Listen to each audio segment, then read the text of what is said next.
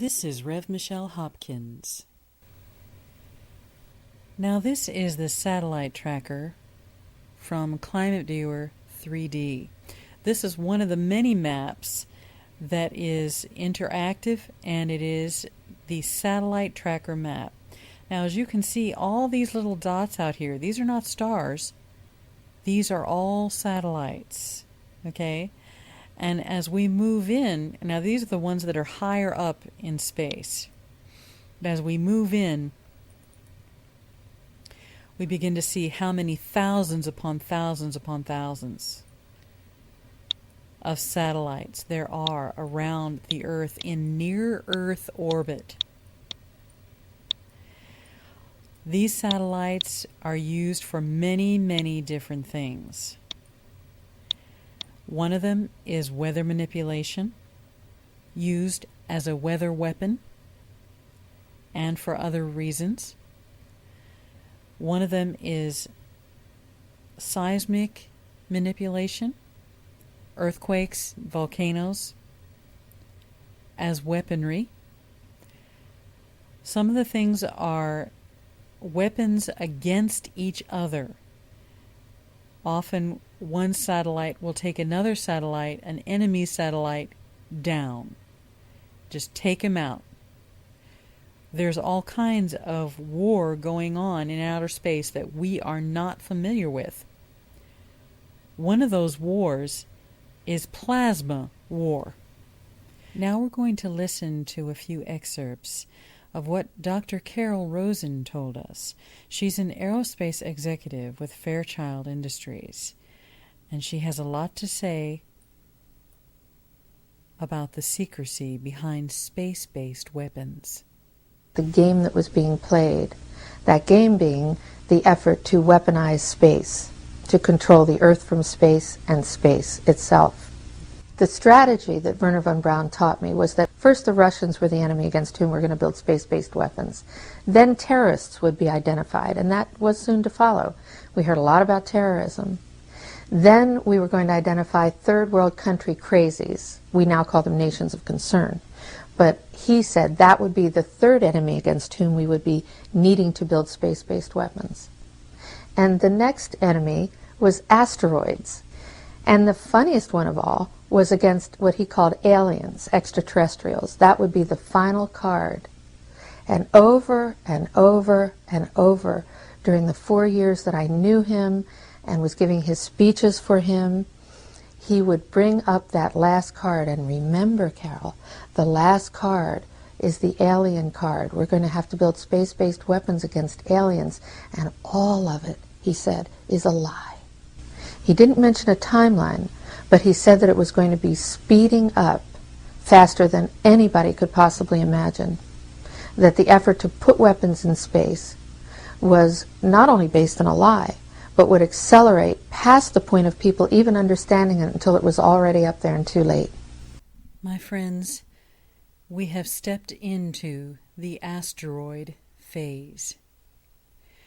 Now, what is not spoken of in the military much, or by NASA or any other space administration, is the fact that rocks in space are now classified.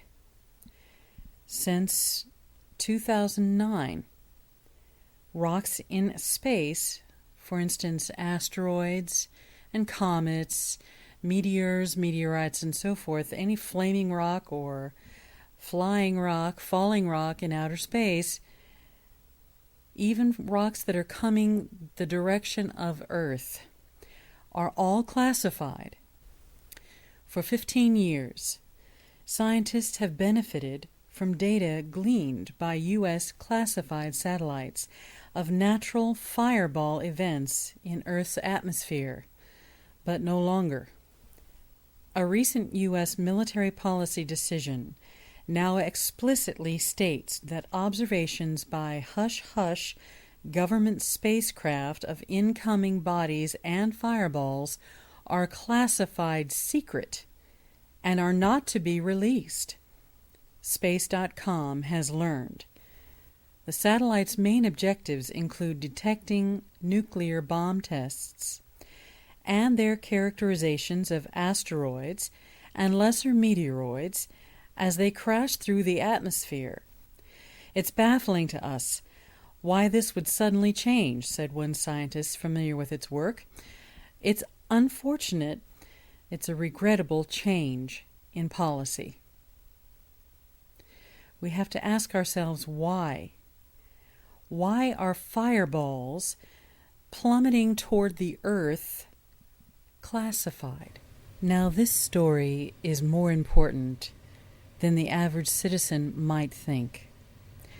NRL scientists using HARP successfully produced a sustained high-density plasma cloud in Earth's upper atmosphere by HARP transmissions and was extinguished only after termination of the HARP radio beam. These are the frequency balls in question. Now, here they are enlarged so that we can see them.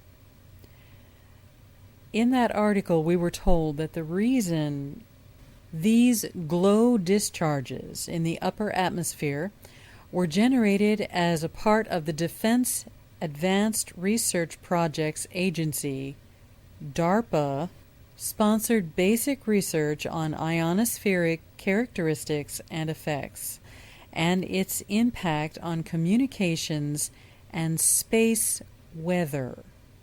Further down, it talks about how they want to use these space balls as mirrors in the ionosphere and above the ionosphere in space.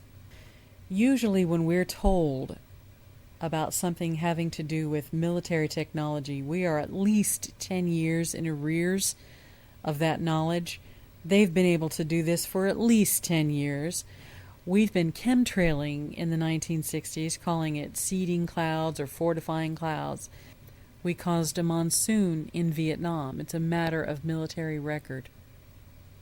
So we have been creating and manipulating weather as a weather weapon since the 1960s, but we don't hear about that in the general public. So we are 60 years in arrears with that knowledge, most of us. These plasma balls are fortified with metallic nuclei and can be moved, enlarged, made smaller, compacted, can be ignited so that they are aflame.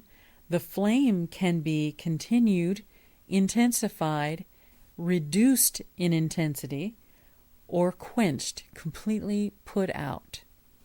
They can be controlled and manipulated in any fashion, directed up through the atmosphere, down through the atmosphere, at any point in time. Now, I think you're beginning to see a mental picture as to what I'm getting at.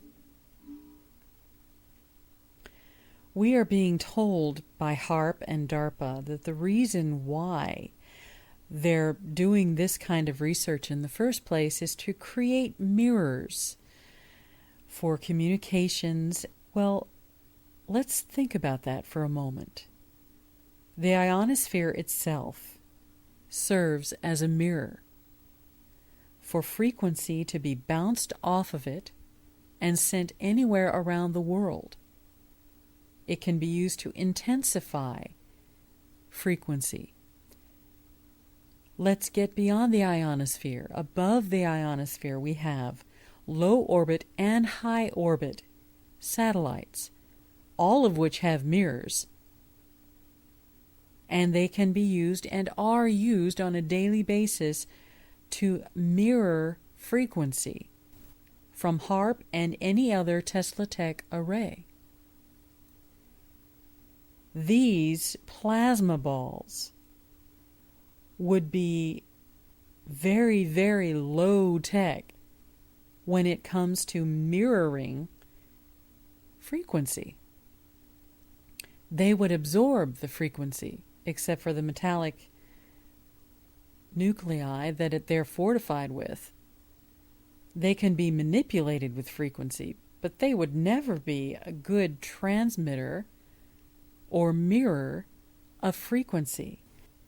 It's so redundant to have this as a mirror in so low tech that the very idea is ridiculous. So why are we doing it? Well, if we can manipulate and direct them, we could catapult them with frequency anywhere we wanted to. And have you ever seen a plasma ball streaking through the sky on fire? I think we have. This one fell in Russia, February 15th of this year. This one fell in Australia. I believe this one was from an Australian TTA. These fell over Texas.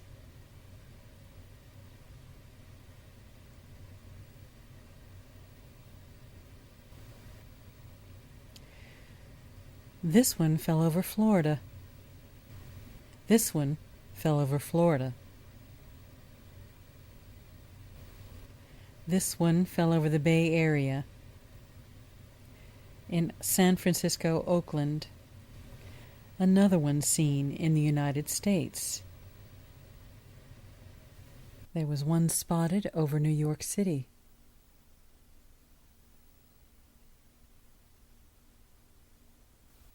And a massive meteor crashed into Cuba.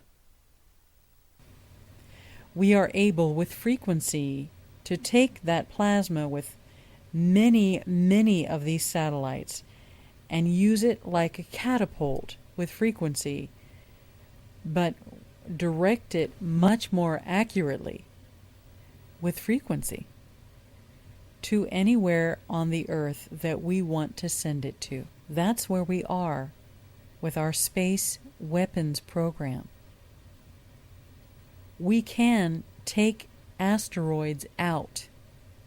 We can destroy large asteroids or many numerous asteroids, attacking it with laser, frequency, directed energy, any number of things. But what they're not telling us is we have the power of molecular dissociation.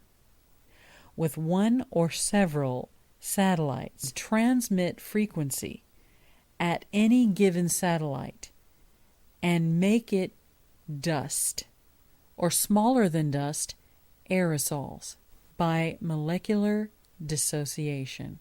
We have that power with frequency. But most people on this earth will never know that. And so when they see what they believe to be asteroids or meteors or meteorites falling out of the sky, they won't know that it came from one of these satellites or from an earth-bound HARP-type array. He didn't mention a timeline, but he said that it was going to be speeding up faster than anybody could possibly imagine. That the effort to put weapons in space was not only based on a lie, but would accelerate past the point of people even understanding it until it was already up there and too late.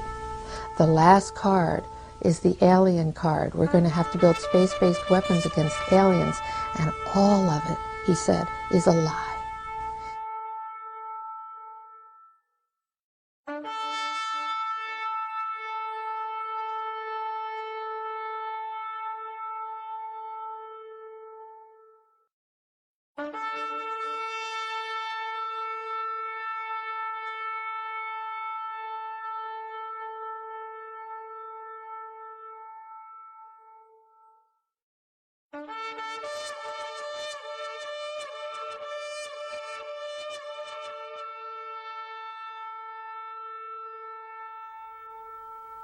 This is Rev. Michelle Hopkins.